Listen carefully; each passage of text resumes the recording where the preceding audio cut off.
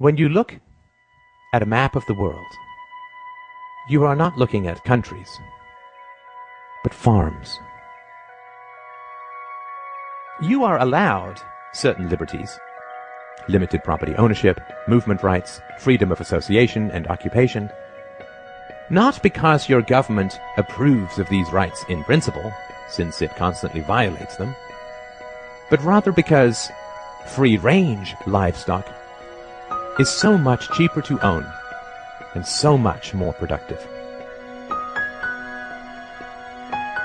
It is important to understand the reality of ideologies.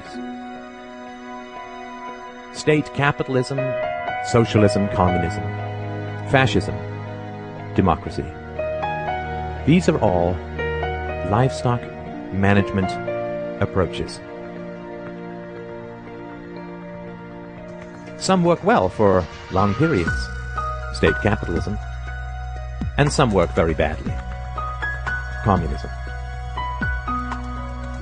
They all fail eventually because it is immoral and irrational to treat human beings as livestock.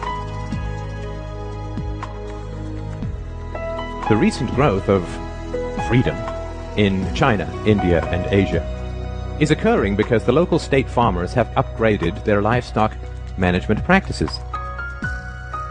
They have recognized that putting the cows in a larger stall provides the rulers more milk and meat.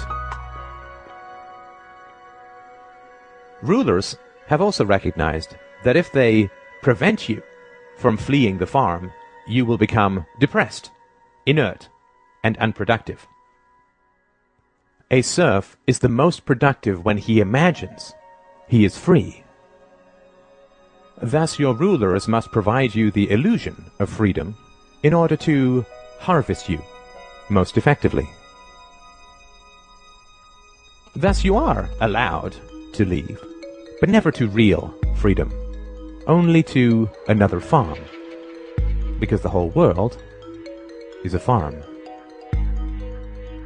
They will prevent you from taking a lot of money. They will bury you in endless paperwork. They will restrict your right to work, but you are, quote, free to leave. Due to these difficulties, very few people do leave, but the illusion of mobility is maintained.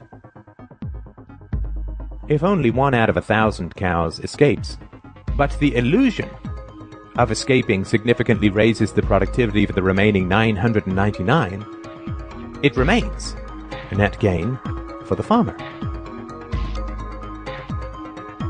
You are also kept on the farm through licensing. The most productive livestock are the professionals. So the rulers fit them with an electronic dog collar called a license, which only allows them to practice their trade on their own farm.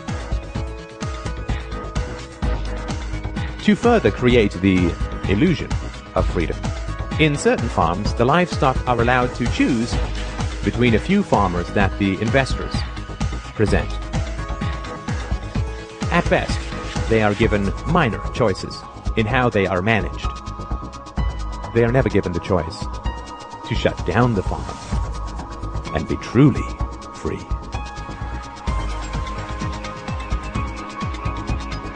Government schools are indoctrination pens for livestock. They train children to, quote, love the farm and to fear true freedom and independence, and to attack anyone who questions the brutal reality of human ownership. Furthermore, they create jobs for the intellectuals that state propaganda so relies on. The ridiculous contradictions of statism, like religion, can only be sustained through endless propaganda inflicted upon helpless children. The idea that democracy and some sort of social contract justifies the brutal exercise of violent power over billions is patently ridiculous.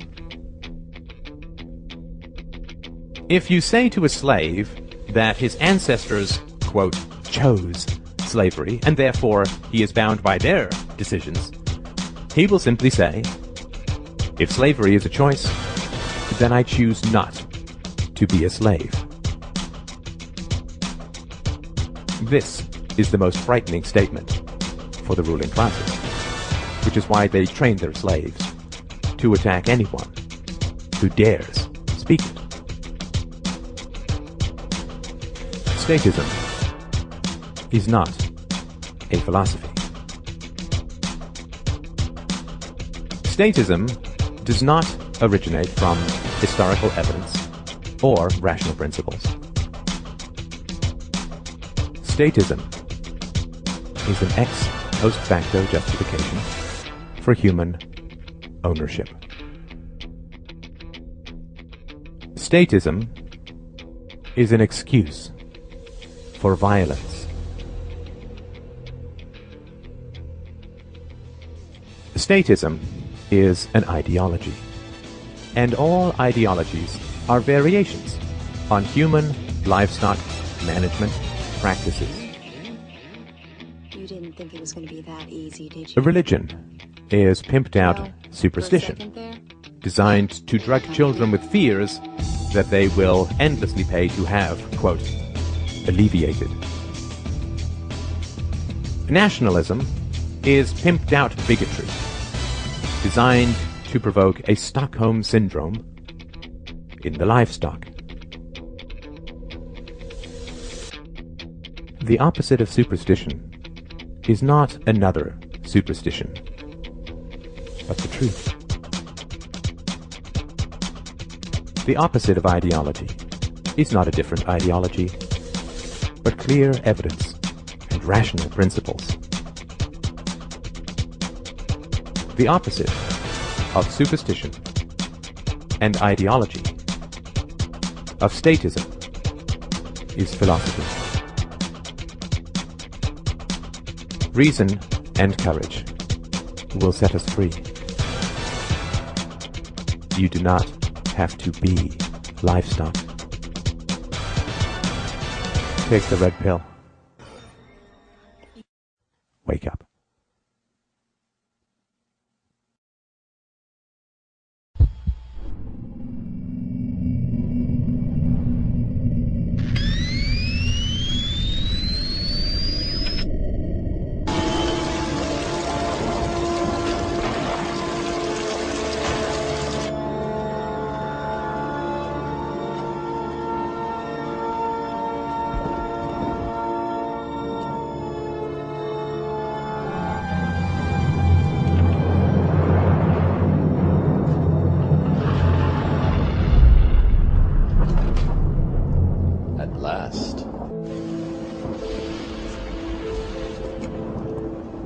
Let me tell you why you're here.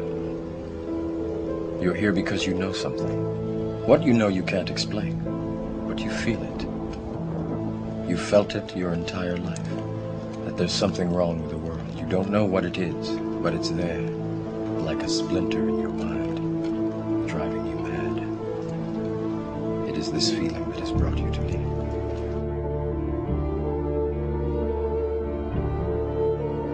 It is all around us.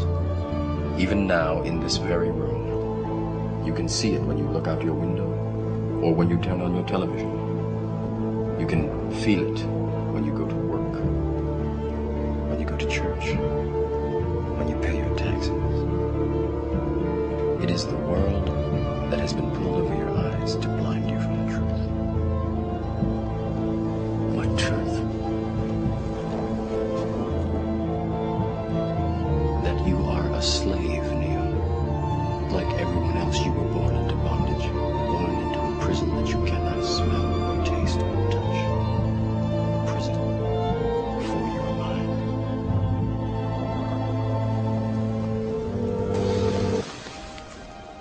You take the blue pill, the story ends. You wake up in your bed and believe whatever you want to believe. You take the red pill, you stay in Wonderland, and I show you how deep the rabbit hole goes.